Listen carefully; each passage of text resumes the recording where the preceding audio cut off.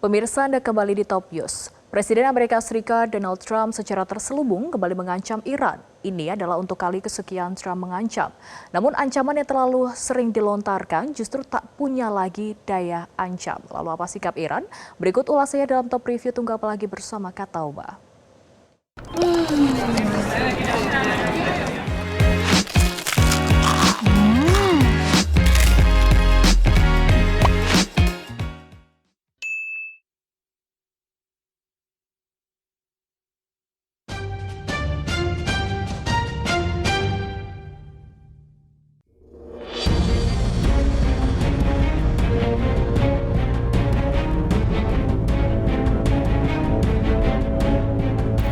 Presiden Amerika Serikat Donald Trump kembali melontarkan ancaman terselubung soal kemungkinan dimulainya kembali agresi ilegal terhadap Iran. Meski menolak menjelaskan secara rinci, Trump mengancam tidak menutup kemungkinan opsi pemboman kembali dilakukan karena Amerika Serikat tidak akan pernah membiarkan Iran memiliki senjata nuklir. Narasi soal senjata nuklir Iran dihembuskan oleh rezim imperialisme Barat sejak puluhan tahun lalu dan tak pernah terbukti. On Iran, Mr. President, just to be clear, I mean, what's next? Is the threat of the bombing starting again? How realistic is that? I don't want to say that. I mean, I'd like to tell you. I'd like to say on a certain hour, a certain day, the bombing is going to start. I don't want to say that. I can only say that Iran, I can say this with very, very strong conviction, Iran will never have a nuclear weapon. Not going to happen. Pekan lalu Trump juga mengancam Tehran dengan istilah One Big Blow yang diduga senjata nuklir untuk menekan Iran. Rangkaian ancaman ini semakin menunjukkan tanda-tanda frustasi atas kegagalannya menaklukkan Iran. Blew them away. They trifled. I call that a trifle. I'll let you know when there's no ceasefire. You won't have to know. If there's no ceasefire, you're not going to have to know. You're just going to have to look at one big blow coming out of Iran. And they better sign their agreement fast.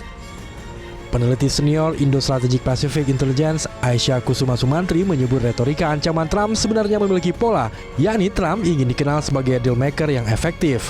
Namun, pola itu terbukti tidak efektif dalam negosiasi dengan Iran. Selain itu, ancaman penggunaan nuklir juga dinilai kontraproduktif.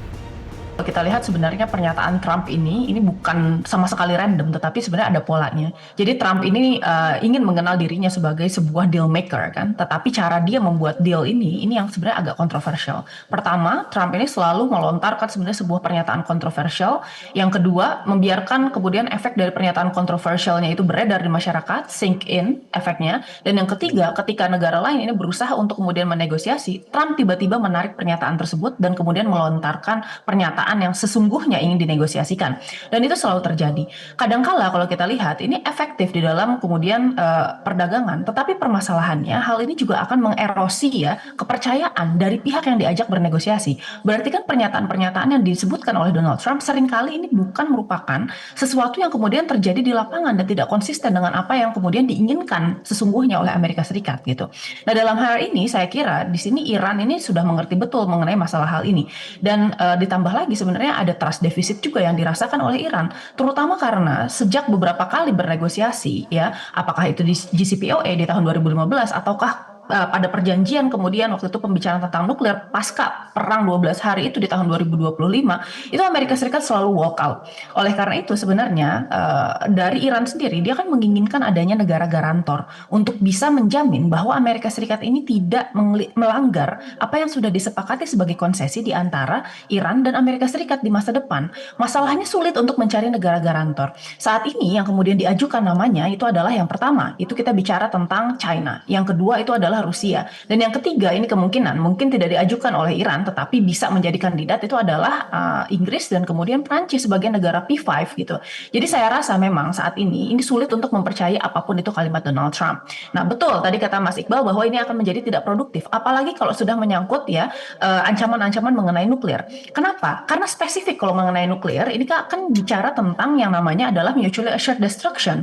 Sebuah doktrin dari perang nuklir yang menyatakan bahwa ya bahwa negara yang kemudian tidak memiliki nuklir itu akan kalah telak dibandingkan negara yang memiliki nuklir. Oleh karena itu sebenarnya ini akan mendorong lebih jauh keinginan Iran untuk membangun program nuklir lebih jauh, sehingga Iran setidaknya bisa memiliki kapasitas untuk melakukan serangan balik apabila ya ancaman-ancaman terkait nuklir tersebut juga sudah dilakukan. Karena sampai saat ini kita juga tahu bahwa dari salah satu kemudian staf senior di Gedung Putih yang menyatakan bahwa Trump saat kemudian rapat itu sempat meminta kode nuklir meskipun akhirnya tidak diberikan oleh staf-stafnya tersebut.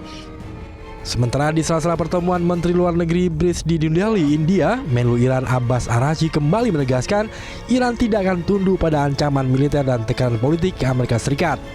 Araghchi menyebut ancaman terhadap Iran telah berulang kali disampaikan dalam berbagai bentuk, namun menurutnya seluruh tekanan tersebut gagal menghasilkan apapun. Semakin Amerika mengancam, semakin mereka akan gagal.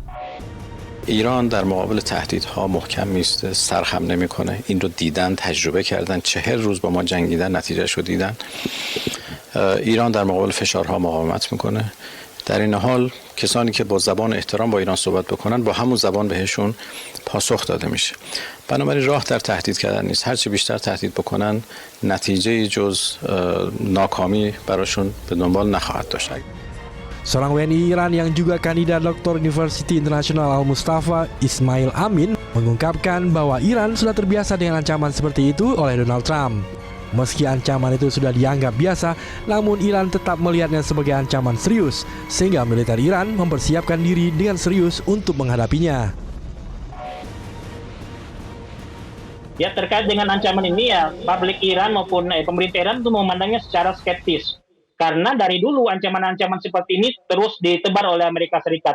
Dan sekali lagi, Iran menegaskan bahwa sikap politik Iran ketika diajak berunding, maka Iran akan membuka meja perundingan, tapi dengan syarat bahwa perundingan harus bergantung pada, harus didirikan di atas penghormatan terhadap kedaulatan negara. Bukan di atas pemaksaan, di atas arogansi, di atas pendiktean. Iran menolak jenis perundingan seperti itu. Dan ketika Iran kemudian ditekan secara militer, maka Iran juga menegaskan akan melakukan pembalasan, melakukan tindakan serupa. Jadi ancaman-ancaman yang sebagaimana sering ditebarkan oleh Donald Trump itu sudah sering dialami oleh Iran. Sudah menjadi konsumsi mereka, sehingga tidak ada tampak kekhawatiran dan ketakutan sedikit pun. Bukan memandang bahwa itu hanya sekedar gertak sambal, tidak, karena Iran juga masih sampai saat ini masih tetap meningkatkan kualitas sistem pertahanan keamanannya, masih sering melakukan latihan-latihan militer, termasuk juga sistem pertahanan udaranya itu masih sering dilakukan percobaan-percobaan, sehingga ini menunjukkan bahwa Iran sampai saat ini itu masih tetap menjadikan tekanan atau ancaman militer Arab Saudi itu sebagai sebuah maksud kami Amerika Serikat itu sebagai ancaman yang serius, sehingga juga mereka menyikapinya dan berusaha untuk bisa menanggulanginya juga secara serius. Jika Iran tetap menganggap ancaman Trump sebagai hal serius, namun publik internasional yang sudah terbiasa mendengar ancaman Trump menilai ancaman seperti itu sebagai sesuatu biasa. Ancaman Trump sudah tak lagi memiliki daya ancam karena terlalu sering dilontarkan.